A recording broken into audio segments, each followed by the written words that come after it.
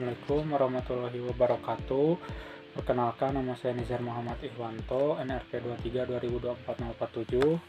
Untuk presentasi kali ini saya akan mempresentasikan remedial ETS penginderaan jauh sub CPMK 1 dan 2. Lalu untuk sub CPMK yang pertama yaitu bandingkan karakteristik sensor optik dan sensor radar SAR dalam hal prinsip kerja, kemampuan akuisisi data, jenis informasi yang dihasilkan. Berikan masing-masing satu contoh satelitnya. Pertama, perbandingan sensor optik adalah sensor pasif yang membutuhkan matahari, hanya bisa direkam pada siang hari dan dapat terganggu oleh awan dan menghasilkan informasi yang spektral. Lalu sensor radar adalah sensor yang aktif memancarkan gelombang sendiri, bisa merekam pada siang dan malam dalam cuaca ekstrim, dan dapat menghasilkan informasi struktural. Untuk contoh optik adalah Landsat, dan untuk contoh yang radar adalah Sentinel-1.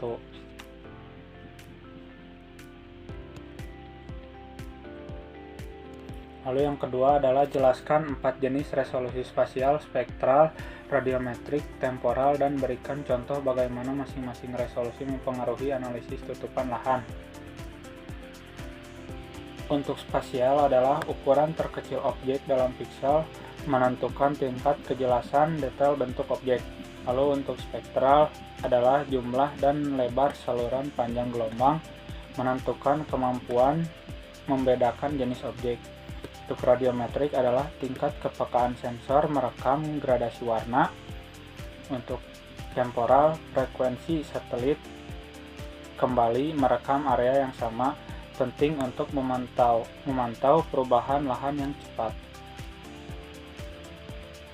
Lalu yang ketiga adalah Anda diminta memilih citra satelit untuk pemantauan kebakaran hutan.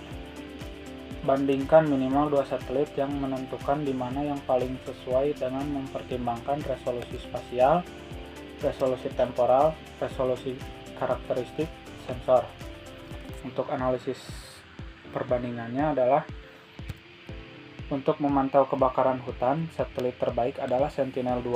Alasan utamanya karena resolusi temporalnya sangat cepat dibanding Landsat, serta memiliki saluran SWIR yang sensitif terhadap suhu panas api. Namun Landsat tetap bagus digunakan pasca kebakaran karena memiliki sensor thermal yang menghitung luasan area meranggas.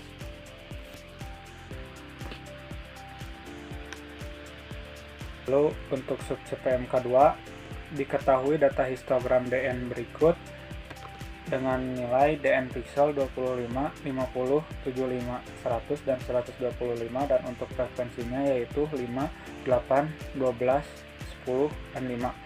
A. Hitung frekuensi kumulatif presentasi persen dan presentasi kumulatif.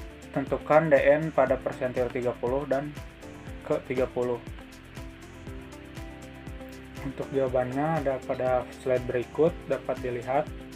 Dan untuk nilai persentil ke 30 jatuh pada DN 50 yang frekuensi kumulatifnya mencapai 32,5%, dan untuk persentil 70 jatuh pada DN 100 yang frekuensi kumulatifnya mencapai 87,5%. Lalu diketahui citra satelit yang berukuran 3x3 dengan saluran 3 band yang tersimpan datanya dalam format BIP.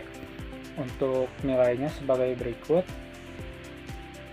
Lalu ubahlah penyimpanan data citra tersebut menjadi format PSQ. Lalu B. Tampilkan masing-masing deviasi dan korelasi bentuk matriks.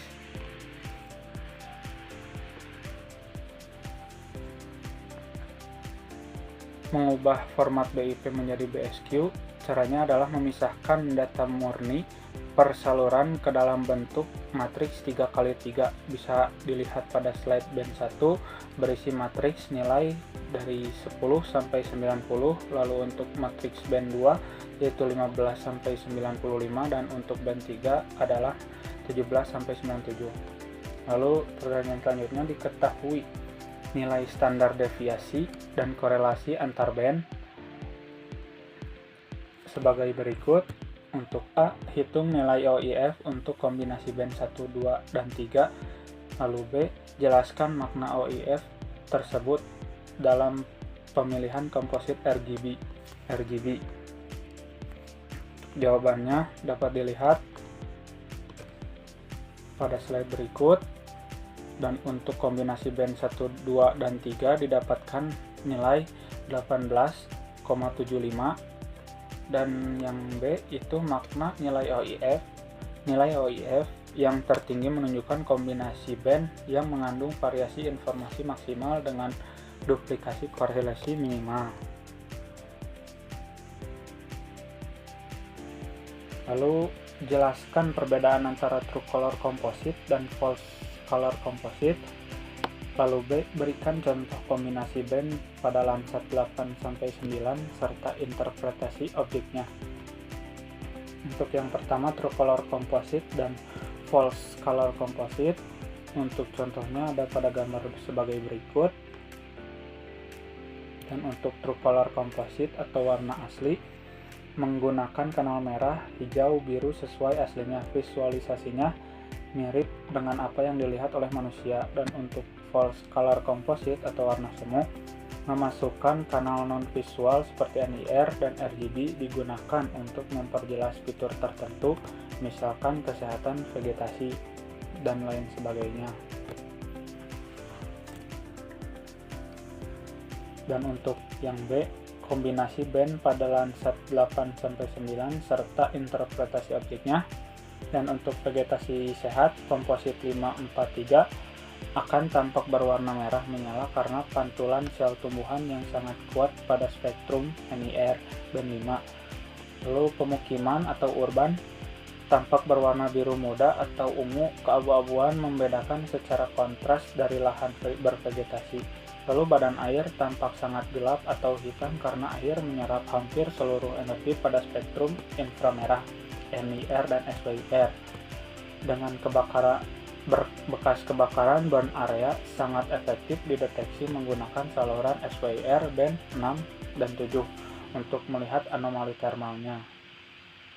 Terima kasih, mungkin cukup sekian pemaparan dari saya. Assalamualaikum warahmatullahi wabarakatuh.